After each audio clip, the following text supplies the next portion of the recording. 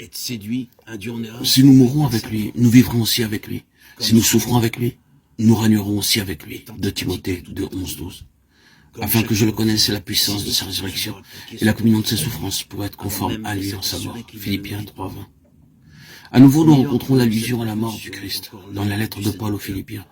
Lettre écrite quelques 6 ans après celle aux Galates où l'apôtre, dans la joie de la victoire, s'écriait « J'ai été crucifié avec Christ » et ceci nous prouve que la croix fut toujours à la base de l'activité du grand missionnaire et au centre de sa vie.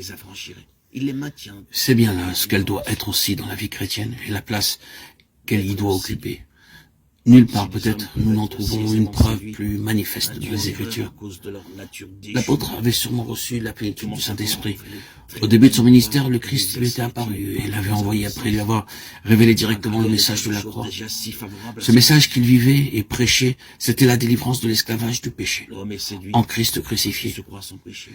Dans sa lettre aux chrétiens de Rome, il avait démontré avec puissance l'identification des rachetés et du Sauveur en sa mort, et l'action efficace de l'esprit de vie en Christ pour affranchir de la loi du péché et de la mort. Et cependant, malgré tout ce passé glorieux sur quoi le Saint-Esprit avait manifestement mis son sceau, nous voyons ici l'apôtre chercher à s'initier de façon plus complète à la mort de son Sauveur.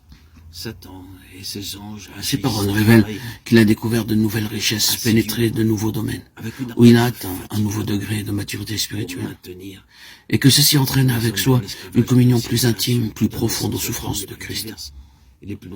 Si étrange que cela puisse paraître, le point culminant de la vie de résurrection ramène à la croix. Comment l'apôtre s'avance-t-il, se hâte-t-il vers le prix de sa vocation céleste en Jésus-Christ, en souhaitant ardemment de communier avec Christ en sa mort, d'être rendu conforme à lui, souffrir avec le Seigneur, c'est aussi être glorifié avec lui. Romains 8:17. Nous avons été accablés excessivement au-dessus de nos forces, désespérant même de vivre condamnés à mort, afin que nous n'eussions point confiance en nous-mêmes, mais en Dieu, qui ressuscite les morts. 2 Corinthiens 1:8-9. Il ressort de ce passage que même si nous savons déjà ce que c'est que d'être crucifié avec Christ et que de participer à la vie de résurrection, nous sommes cependant constamment amenés à l'apprendre comme à nouveau.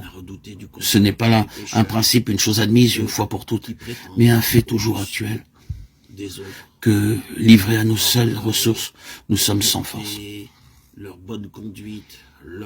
Nous désespérions même de la vie, écrit l'apôtre. Mais si Dieu permit que nous fussions réduits en cette extrémité, ce fut pour nous obliger à nous réfugier complètement en lui, qui peut ressusciter les morts.